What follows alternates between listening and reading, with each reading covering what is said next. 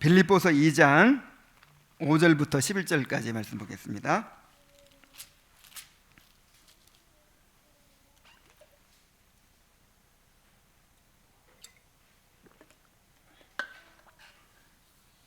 빌립보서 2장 5절부터 11절입니다. 우리 한 목소리로 읽겠습니다. 자, 시작. 너희 안에 이 마음을 품으라. 곧 그리스도 예수의 마음이니 그는 근본 하나님의 본체시나 하나님과 동등됨을 취할 것으로 여기지 아니하시고 오히려 자기를 비워 종의 형체를 가지사 사람들과 같이 되셨고 사람의 모양으로 나타나사 자기를 낮추시고 죽기까지 복종하셨으니 곧 십자가에 죽으심이라. 이름으로 하나님이 그를 지극히 높여 모든 이름 위에 뛰어난 이름을 주사 하늘에 있는 자들과 땅에 있는 자들과 땅 아래에 있는 자들로 모든 무릎을 예수의 이름에 꿇게 하시고 모든 입으로 예수 그리스도를 주라 시인하여 하나님 아버지께 영광을 돌리게 하셨느니라. 아멘. 자, 오늘은 제 18장 영적으로 새로워진 정서의 상태를 보도록 하겠습니다. 그래서 다음 주에는 이제 19, 20장을 한꺼번에 하고 그 다음에 마지막으로 21장을 하고 그래서 오늘 하고 나면 이제 2주면 다 끝나요. 2주 끝나고 나면 이제 시편 강해를 차례로 이렇게 꾸준히 할 생각이에요. 남은 3번의 이 공부를 충실히 우리가 해서 뭔가 남는 것이 있도록 이렇게 했으면 좋겠습니다. 우리의 정서가 따라야 하는 가장 탁월한 본보기는 예수 그리스도와 그의 거룩한 영혼의 정서입니다. 그랬어요. 그러니까 지금 우리 영의 생각을 하는 것은 그 영의 생각이 흘러나오는 셈이 뭐라 그랬죠? 우리의 영적인 정서라 그랬잖아요. 정서. 그래서 이 정서가 이제 이렇게 개발이 되고 영적인 정서가 되잖아요. 영적인 정서. 그런데 그 본보기가 있어요. 본보기. 바로 예수님께서 가지신 정서였죠. 영적인 정서. 우리는 우리 안에 그리스도 예수 안에 있는 같은 마음을 품기 위하여 애를 써야 합니다. 우리는 그리스도 예수 안에 있는 우리 안에 그리스도 예수 안에 있는 같은 마음을 품기를 위하여 애를 써야 합니다. 그랬어요. 너희 안에 이 마음을 품으라. 곧 그리스도 예수의 마음이니. 그러니까 우리가 영적인 정서를 가진다는 것은 다른 말로 하면 그리스도 예수의 마음을 품는다는 것이죠. 뭐 영의 생각으로 살아간다 이 말은 다른 말로 하면 그리스도의 마음을 품는다 그 말이에요. 그리스도의 마음을 품고 묵상해야 하는 일을 게을리 한다면 어떤 이도 영적으로 자신을 합당하게 쓰는 경지에 들어갈 수 없습니다. 우리의 이지로 하여금 그리스도 안에 있는 거룩한 정서의 여러 가지의 사례들을 주목하게 해야 합니다. 그래서 우리가 영적으로 성장해 간다, 무슨 영의 생각을 한다, 무슨 그런 모든 성화를 이룬다 하는 데 있어서 우리가 바라봐야 될 표대가 분명히 있는 거예요. 그것이 뭐죠? 그리스도시죠. 그리스도. 그리스도의 형상이죠. 그리스도를 닮아가는 것이죠. 이것이 너무나 당연한 것인데 정말 우리가 놓치고 있는 것은 아닌가 하는 생각이 들어요. 우리가 주님의 삶을 좋아하고 따르고 주님을 본받는 것이 그리스도인의 삶이죠. 그런데 주님께로부터 뭔가 복을 받고 누리기는 원하면서 정작 주님처럼 살고 싶진 않아요.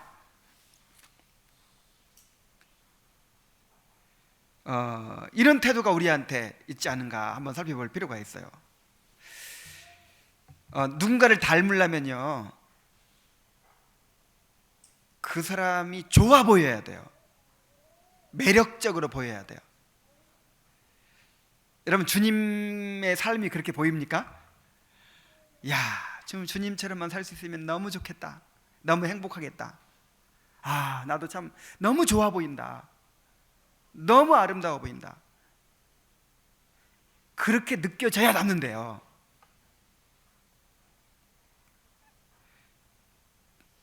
그런데 주님께로부터 복을 받고 뭔가 은혜를 받기는 원해도 아이고, 주님처럼 살기는 싫단 말이에요.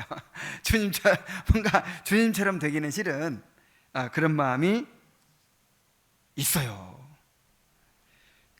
그런데 존 오웨는 그렇게 얘기합니다.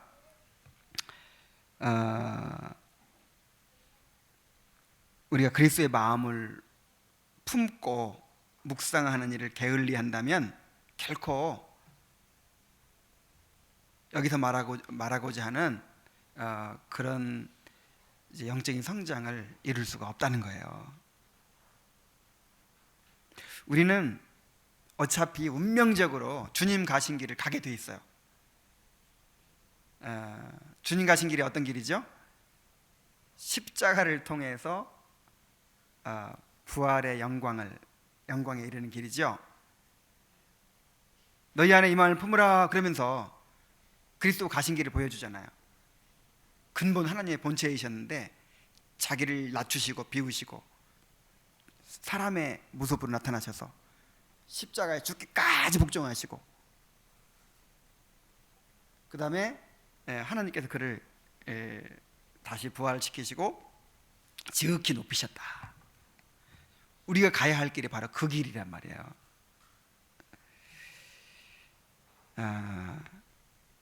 그래서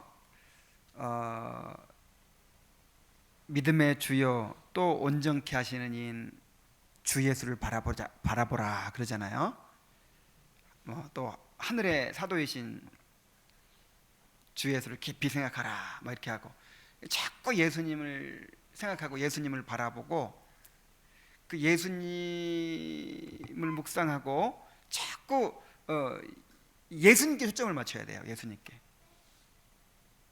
그래야만 이게 진짜 제대로 된 신앙이 될 수 있어요. 이 뒤에도 나오지만, 그러니까 우리가 어떤 신앙생활 열심히 뭔가를 잘한다고 하면서 예수님을 놓칠 수가 있어요.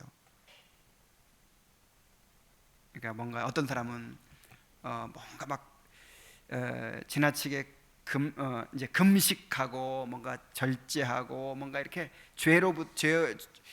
이 죄를 버리고 뭔가 더 거룩하게 살기 위해서 열심히 노력하다 보니까 뭘 놓쳐버려요?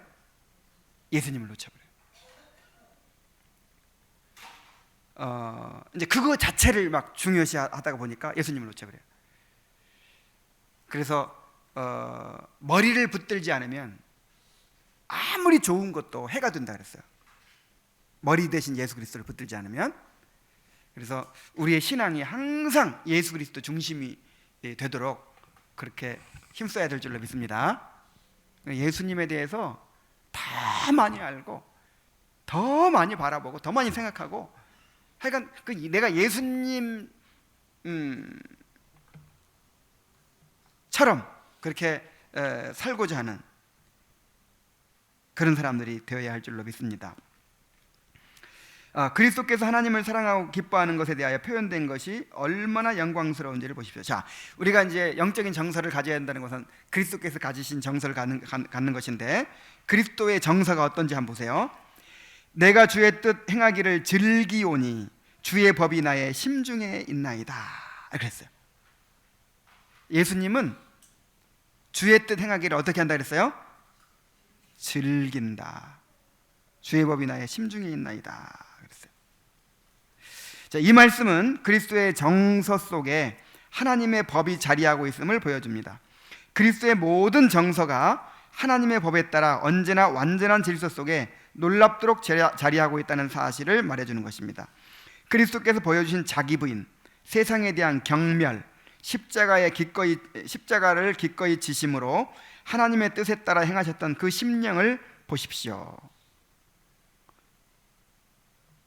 그러니까 예수님이 막 고난 받으시고 십자가를 지시고 그렇게 했던 그런 행위들 이전에 왜 그렇게 했냐 이 말이에요. 왜? 정말 주님은요, 하나님을 사랑하는 마음이 충만했어요. 그리고 하나님의 뜻을 이루고자 하는 마음이 마음에 가득했어요. 그래서 자기 목숨까지 그냥 이렇게 내놓는 거예요.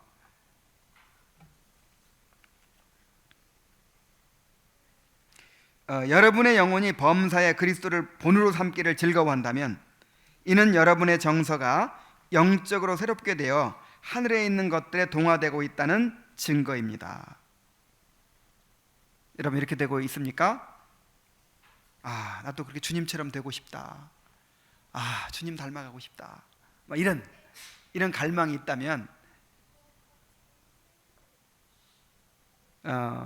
그렇게 되기를 원하고 있다면 지금 여러분의 정서가 새롭게 된 것이 분명하고 하늘에 있는 것들에 동화되어 가고 있는 것이 분명하다 이 말이에요. 주님의 형상을 닮아가고 있는 것이 분명하다 이 말이에요. 세 번째로, 내면의 정서의 활동을 위하여 성경은 우리에게 보편적인 원칙을 제공합니다. 다시 말하여 우리가 마음과 뜻과 정성과 힘을 다하여 주 하나님을 사랑한다는 원칙입니다.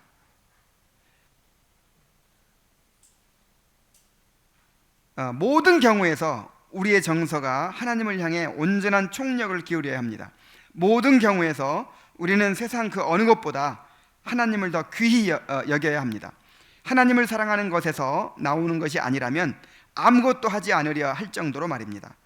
범사에 하나님께 부단한 애착을 보이고 모든 것보다 하나님을 더 우선하고 하나님을 위에 최상의 선으로 즐거워하기 위하여 진지하게 애를 써야 하는 것입니다.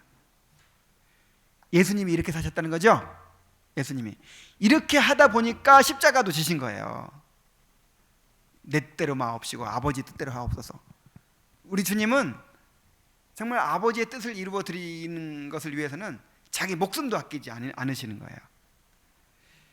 에이, 예수님이니까 이렇게 하셨지, 이렇게 우리가 할 수 있나?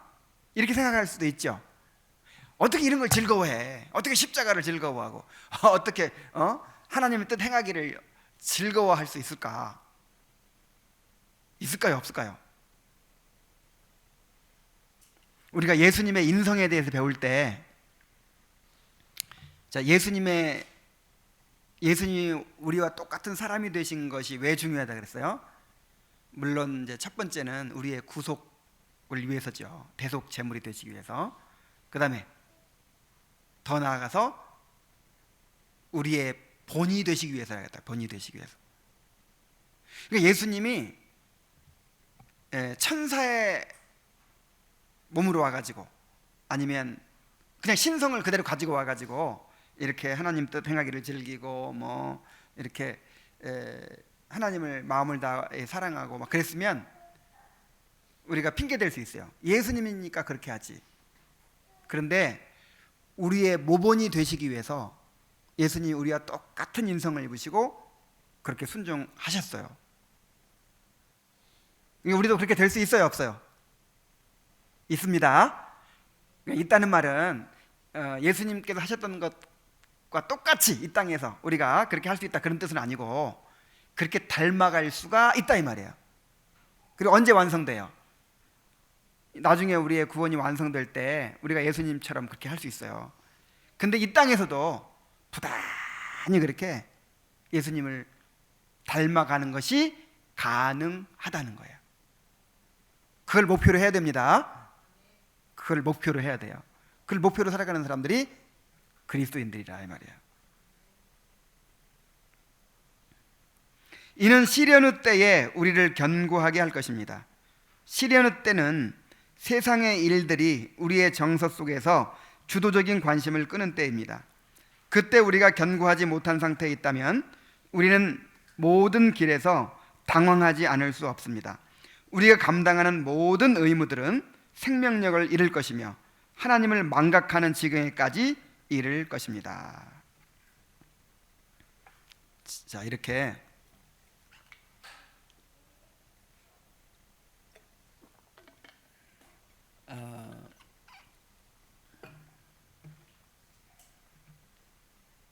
이렇게 그리스도를 닮기를 즐거워하고 그리스도께서 가지셨던 그런 영적인 정서를 계속해서 이렇게 키워가고 그렇게 하는 것이 정말 중요한데, 언제 그것이 드러나냐면 시련의 때에 드러난다는 거예요. 시련의 때.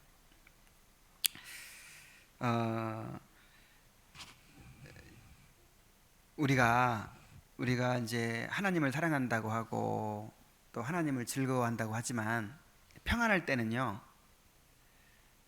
정말 하나님 자신을 즐거워하고 또 우리에게 허락된 그 하늘의 기업을 바라보고 즐거워하고 진정한 소망을 바라보고 즐거워하고 그러지 않는 경향이 많이 있어요.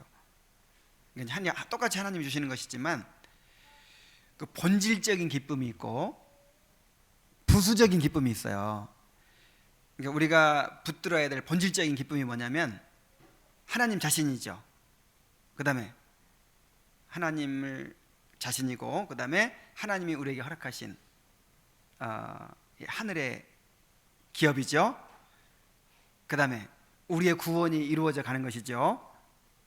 이런 것들이 본질적인 기쁨이라면 부수적인 기쁨은 뭐예요? 하나님께서 우리에게 복을 주시고 우리를 기쁘게 하시죠. 이렇게 이제 저도 어떤 어려움을 닥칠 때 그걸 깨달아요.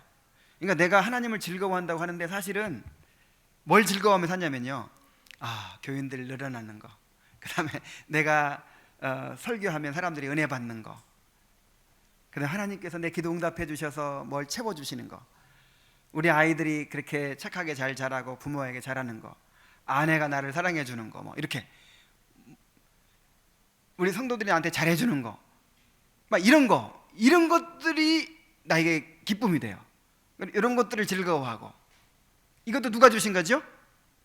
하나님이 주신 거죠. 근데 이건 본질적인 건 아니에요.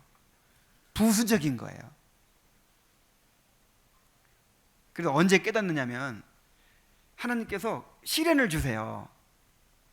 거두어 가시든지 어떤 어려움을 주시든지, 그럴 때 이제 힘들죠. 그럴 때 힘들어하고 어려워하고 그러다가 이제 주님을 발견해요. 다시 그래, 정말 우리 하나님만이 나의 위로가 되시고 나의 만족이 되시고 나의 기쁨이 되시고, 정말 하나님만 붙들고 살아야겠고, 그리고 그때 이제 천국의 소망이 보여. 나에게 허락된 진짜 천국의 소망을 붙들게 되고,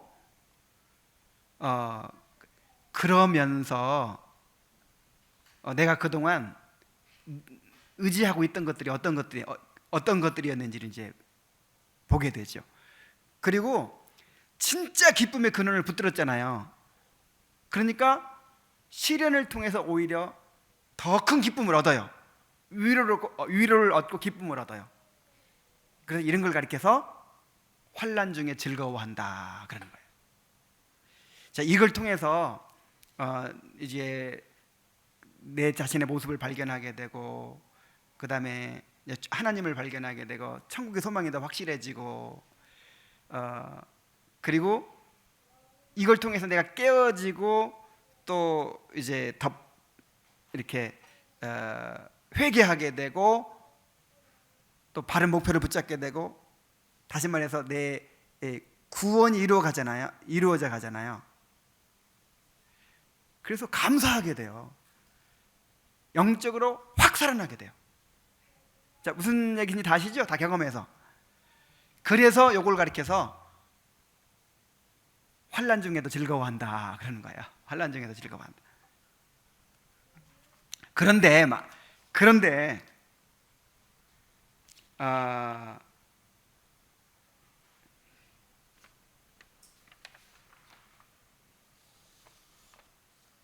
그래서 이제 하나님께서 우리에게 시련을 허락하시는 것이잖아요, 그죠?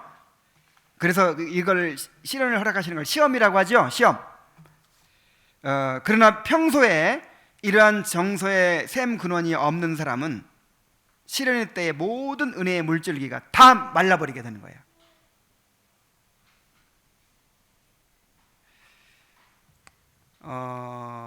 그러니까 뭔가 그 하나님 자신을 즐거워하고 정말 그리스도를 이렇게 추구하는 그런 근본적인 본질적이고 근본적인 그런 셈이 있는 사람은 시련의 때 그것이 더 드러나 가지고 이 깜깜할 때 별이 반짝반짝 보이듯이 뭔가를 잃어버렸을 때 내가 붙들어야 될 본질적인 그것들이 더 확실하게 이렇게 보인단 말이에요. 그런데 그런 것들이 없이 부수적인 것들만 붙들고 살았던 사람, 그런 사람들은 시련 만나면 어떻게 된다고요? 오히려 있던 은혜의 물줄기마저 싹 말라버린다고요.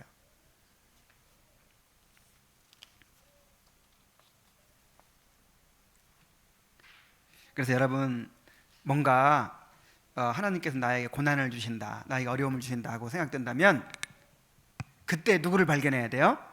그때 지금 하나님께서 정말 내가 바로 너의 방패다, 내가 바로 너의 상급이다, 이거를 알려주시기 위해서, 이거를 맛보게 해주시기 위해서 이런 시련을 허락해 주신다는 사실을 깨닫게 되시기 바랍니다. 그래서 오히려 시련 가운데 기뻐하라는 거예요. 오히려 감사하라는 거예요. 진짜 감사하게 돼요. 그런 것이 아니면 못 깨달아요, 우리는. 자, 4번입니다. 우리의 영적인 정서들이 밖으로 드러나는 외향적인 방편들과 의무들의 원칙 역시 성경적이어야 합니다. 성경에서 요구하고 있는 은혜의 방편으로 우리의 정서를 활용해야 하는 것입니다. 만약 이 원칙이 무시된다면 우리의 정서는 통제되지 못할 정도로 불규칙한 상태가 되어버릴 것입니다. 성경의 원칙을 떠나 경건의 색조를 띠는 사람들의 정서만큼 더 엉뚱한 방향으로 치우쳐가는 것은 없을 것입니다. 자, 성경에서 제시하고 있는 은혜의 방편이 뭐예요? 말씀과 기도와 말씀과 성례와 기도, 그 다음에 예배, 또 교회의 질서, 뭐 이런 것들이죠. 이런 것들은 미련하게 보일 수도 있어요. 그래서 사람들이 자기 나름대로 이제 그런 소위 영성을 추구하는 막 방법들을 만들어낸단 말이에요. 자기 나름대로 방식으로. 그래서 성경의 원칙을 떠나서 경건의 색조를 띠는 사람들, 뭔가 엄청나게 경건하고 뭔가 그렇게 됐는데 성경의 원칙을 떠나서 그렇게 된 사람들 있죠.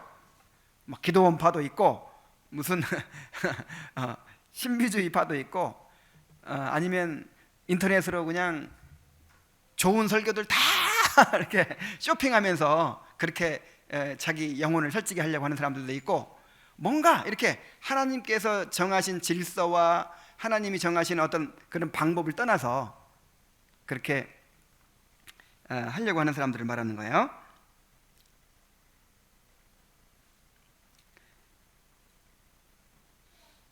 사람들은 나름대로 영적으로 충만한 삶을 사는 방법을 이렇게 다 가지고 있어요. 그러나 우리가 하나님보다 더 지혜로우려고 해서는 안 됩니다. 내가 선호하는 것이 정말 하나님께서 기뻐하시는 방법이요 질서인지를 생각해 봐야 되는 것이죠. 그 다음 단락으로 갑시다. 우리의 정서가 하늘에 속한 것들을 향하여 바르게 향하여 동화되어 가고 있다면 그 정서는 다음의 세 가지 상태를 견지하고 있을 것입니다. 우리의 영적인 정서가 하늘에 속한 것들을 향해서 바르게 지금 동화되어 가고 있다면 세 가지 상태를 견지할 것이란 말인데, 첫째로 정세에 제시된 영적인 것들에 정서가 습관적으로 맞추어 갑니다. 영적인 것들이 우리 마음에 제시되는 방식은 여러 가지입니다. 영적인 것들이라고 하는 것은 뭔가 하나님께서 우리에게 어떤 깨우침을 주시고 어떤 은혜를 주시는 그런 것들을 말하는 거예요. 영적인 것들이 우리 마음에 제시되는 방식은 여러 가지입니다. 하나님을 예배하는 모든 규례들 속에서 성령의 운행하심으로 말미암아 나타나기도 하고, 예배 가운데 은혜를 받기도 하죠. 또 다른 이들과의 거룩한 대화 속에서도 나타날 수 있습니다. 교제 가운데서도 나타날 수 있죠. 그 밖에 여러 가지 방식으로 그러한 일이 일어날 수 있는 것입니다. 그 방식이 제시되는 시기 역시 마찬가지입니다. 언제라도 그러한 시기가 될 수 있습니다. 그러므로 우리는 준비해야 합니다. 우리의 정서를 영적으로 연마하여 어떠한 방식이든 언제이든 그것을 받아 누릴 준비를 갖춰야 하는 것입니다. 항상 개 눈에는 뭐밖에 안 보여요? 뭐 그런 말이 있죠. 속담에 개 눈에는 뭐밖에 안 보인다. 그런 것처럼 이 영적인 정서를 가진 사람은 뭔가 그런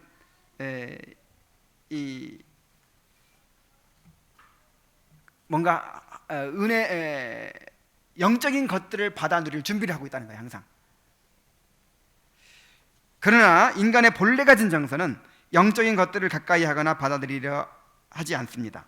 마음의 시선은 온통 세상으로 향하여 세상의 것들과 짝하고 모든 영적인 의무들을 감당하는 데 있어서 온갖 구실과 변명을 늘어놓으려 합니다. 이는 분명 정서가 육신적이기 때문입니다. 시험의 불화살에 맞은 육신적인 정서는 하늘에 있는 것들을 영접할 마음을 일으키는 성령의 활동들을 거부하게 되어 있습니다. 환난으로 나타나는 하나님의 섭리에도 자극을 받지 못합니다. 그러나 정서가 영적이고 하늘에 속한 것들에 부합하고 순응하는 경우는 다릅니다. 하늘에 속한 영적인 것들이 제시되는 순간 마음은 즉각적인 반응을 보입니다. 좋은 음식 냄새에 금방 침이 고이는 것처럼 말입니다. 그래서 이 영적으로 새로워진 정서는 뭔가 하여간 이 은혜 받는 일에 은혜 받는 기회를 놓치지 않죠. 하여간 그 방향으로 나가요. 그 방향으로. 근데 새로워지지 못한 부패한 정서는 뭔가 어쩔 수 없이 의무적으로 예배를 드린다든지 뭐 그런 거 외에는 나도 모르는 사이에 어디로 향해요? 세상으로 향해요.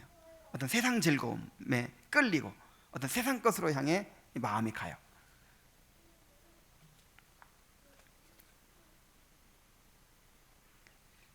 그래서 이제 첫째 상태는 정서에 제시된 영적인 것들에 정서가 습관적으로 맞춰져 간다는 것이고, 자, 둘째, 영적인 것들을 부단하게 접하는 정서는 그 영적인 것들 속에서 감격하고 즐겁고 유쾌하게 하는 풍미를 발견합니다. 그거를 즐거워하죠. 육신적인 정서에 사로잡혀 있는 마음은 배가 부른 자와 같이 영적인 달콤함을 거부하지만 바른 영적 정서는 항상 그러한 것들을 소원합니다. 이들은 영적인 것들 속에 있는 맛과 풍미가 무엇인지를 알고 있는 사람들입니다. 영적으로 새로워진 정서는 그렇게 하나님의 선하심이 풍기는 향기로운 내용과 내음과 하나님과의 교제와 교통 속에서 느끼는 달콤함을 체험합니다.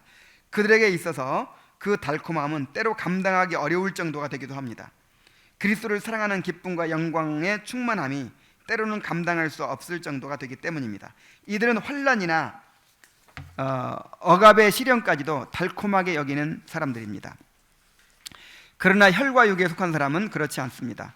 그들은 영적인 것들이 가지는 맛을 전혀 느끼지 못합니다. 영혼이 이 세상을 사랑하고 있는 상태에 있으면 하늘에 속한 것들의 맛을 느낄 수 없습니다. 혹 개념적인 이해를 통해 그 맛의 본질이 조금이나마 느낄 수 있을지는 모르겠습니다. 하지만 분명 그것을 달거나 유쾌한 맛으로 느끼지는 못합니다. 그랬어요. 이게 뭔가 영적인 것들, 어떤 영적인 것들이 주어지고 제시될 때, 뭔가 은혜가 주어질 때, 그것을 이렇게 맛을 느끼고 즐거워하고 기뻐하고 그런 사람이 있는가 하면 도무지 뭐 이렇게 그거를 즐기지 못하는 사람들이 있잖아요. 그래서 시편에 그런 말씀 있죠. 어,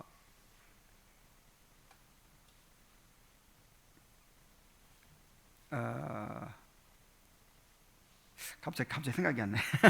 다음에 생각나면 말씀드릴게요. 자, 셋째로 영적인 것들의 정서가 순응하여 동화되어 나가는 경우 정서는 모든 은혜의 저장소가 되어 영혼의 보고와 같은 역할을 합니다.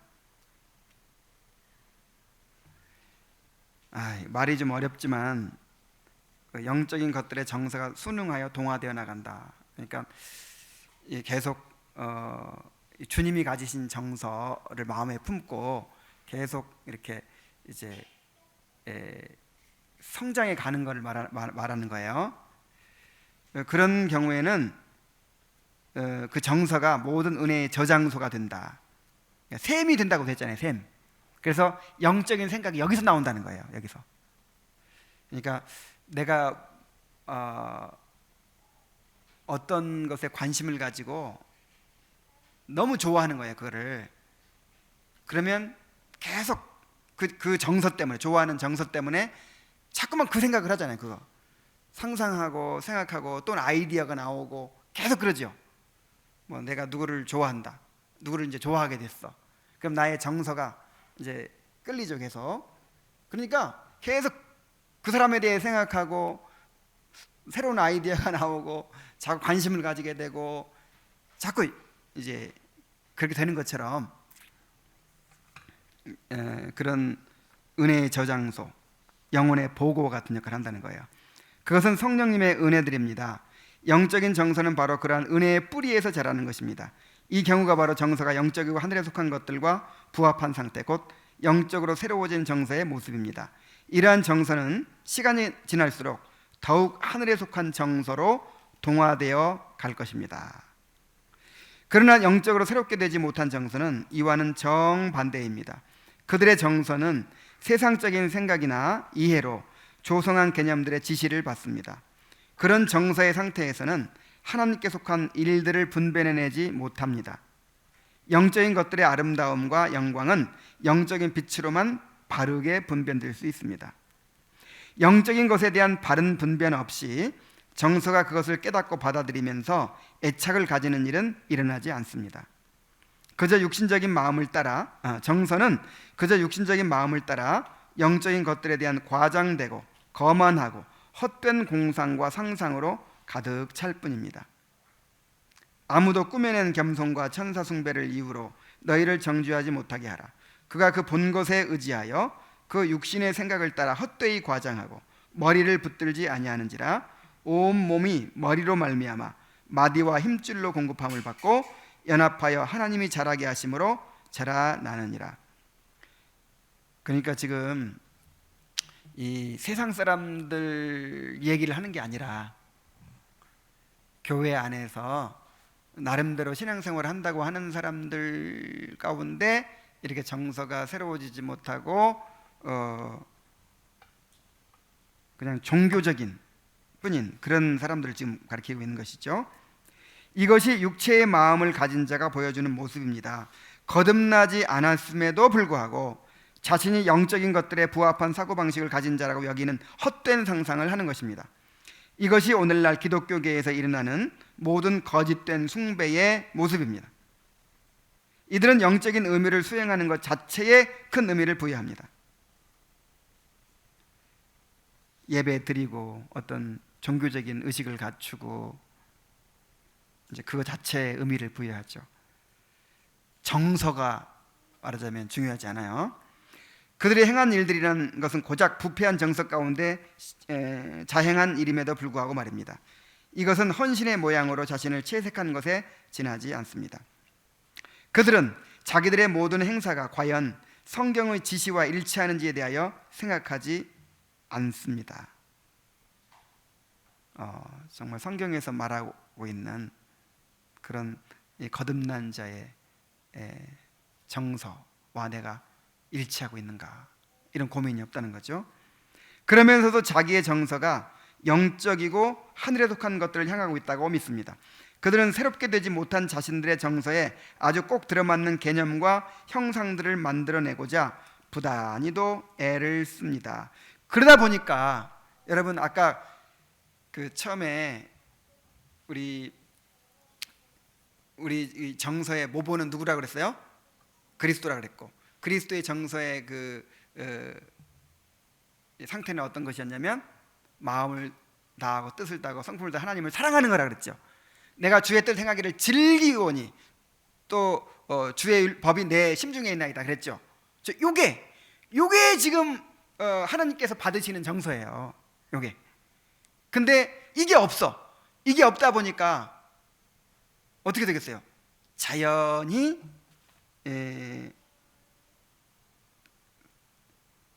자신들의 정서에 아주 꼭 들어맞는 개념과 형상들을 만들어내고자 부단히도 애를 씁니다. 그러니까 자기들의 방식으로 이제 영적 생활을 하려고 하는 것이죠. 마치 영적인 것들을 받아들이려고 노력을 기울이는 모습과 흡사합니다. 이러한 부패한 정서 속에서 그들이 애를 쓰며 만들어내는 것이 바로 로마 교회에 만연되어 있는 거짓된 우상 숭배적인 예배인 것입니다. 그러니까 무슨 뭔가 신비주의라든지 아니면 무슨 이런 내면의 그런 영적인 정서가 없으니까, 셈이 없으니까 자연히 종교적이 될 거 아니에요. 이렇게 종교화 될 거 아니에요. 그래서 뭔가 막 신비스럽고 그냥 뭔가 그냥 이 로마 가톨릭 성당에 가면 그냥 보통 사람이 가도 종교심이 저절로 생겨나게 그렇게 만든대요. 하여간 모든 이 구조라든지 건물의 구조라든지 그런 인테리어라든지 모든 이 설계를 정말 뭔가 그냥 저절로 막 경건해지고 저절로 뭔가 막 나타날 것 같은 이제 그런 거에 의존하는 거지. 그런 거에 내용이 없으니까.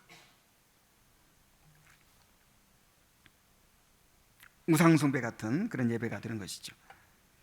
육적인 정서는 온갖 방편을 다 동원하여 자신들의 수준으로 영적인 것들의 차원을 내려뜨리려 합니다. 심지어 하나님조차도 자신들의 수준으로 여기기까지 합니다.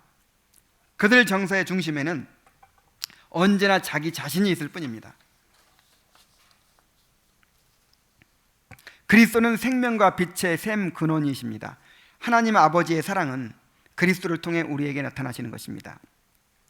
새롭게 된 정서는 그리스도 안에 있는 모든 것에 대한 애착을 가지지 않을 수가 없습니다. 여러분, 이거 정말 중요한 원리예요. 하나님께서 우리에게 주시는 모든 것은 누구 안에서 주어지는 거예요? 그리스도 안에서 주어지는 거예요. 그리스도 안에서. 그래서 새롭게 된 정서는 그리스도 안에 있는 모든 것에 대한 애착을 가지지 않을 수가 없다는 거예요. 그리스도를 사랑하지 않을 수가 없고, 그리스도께서 가지신 그 정서를 사모하고 닮으려고 하지 않을 수가 없고,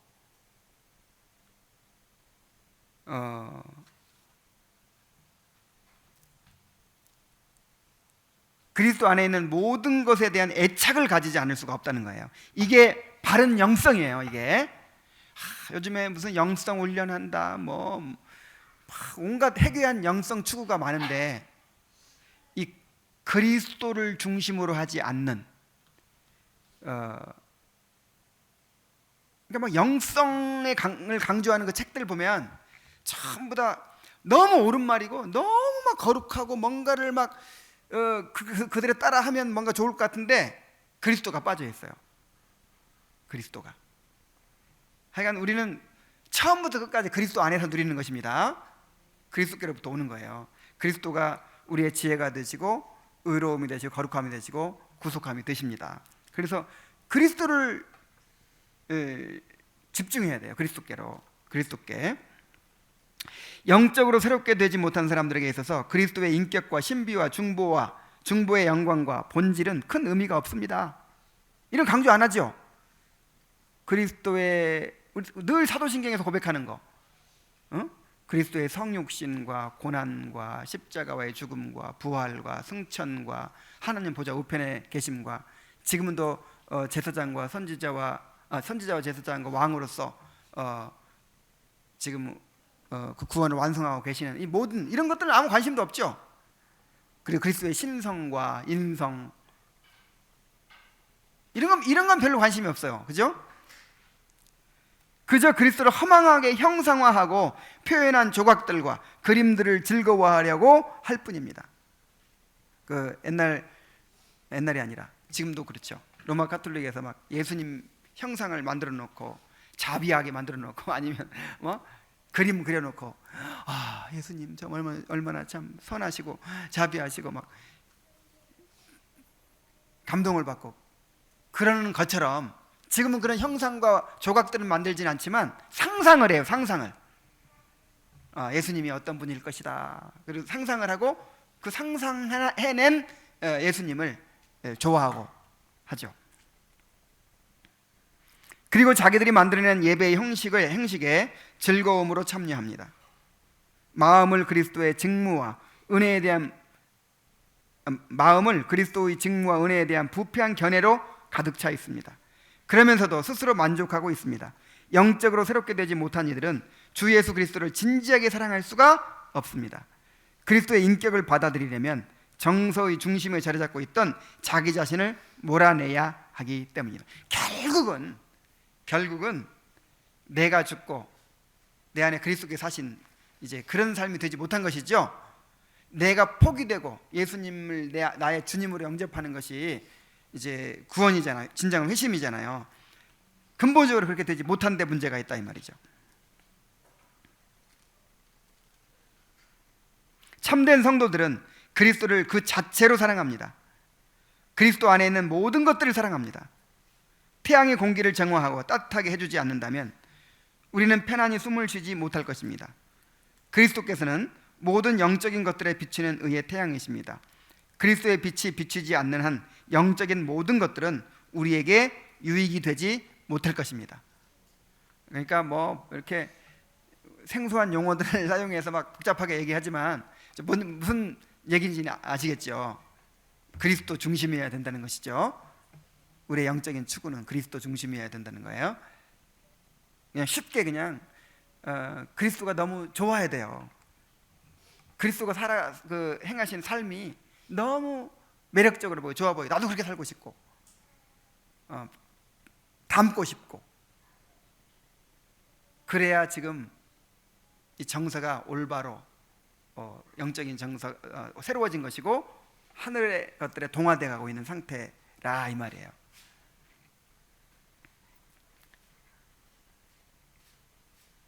영적으로 새롭게 된 정서를 가지고 있는 사람은 그리스도를 떠나서는 그 어떤 것도 얻을 수 없다는 사실을 압니다. 그래서 그는 그리스도를 떠나서는 아무것도 하지 않으려 할 것입니다. 어떤 경우에서도 그분을 배제하지 않습니다. 이것이 영적으로 새롭게 된 정서의 생각입니다.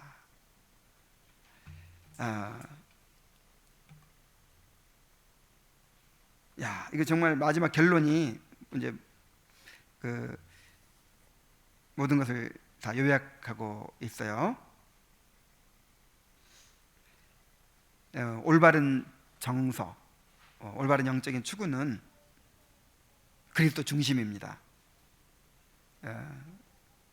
그래서 우리가 그리스도를 더 많이 알고 더 많이 생각하고 더 많이 묵상하고 또 더 많이 의지하고 그리스도를 더 많이 사랑하고 그렇게 되기를 소원해야 될 줄로 믿습니다. 이 시간 우리 잠깐 기도하고 마치도록 하겠습니다. 우리 각자가 한번 기도합시다.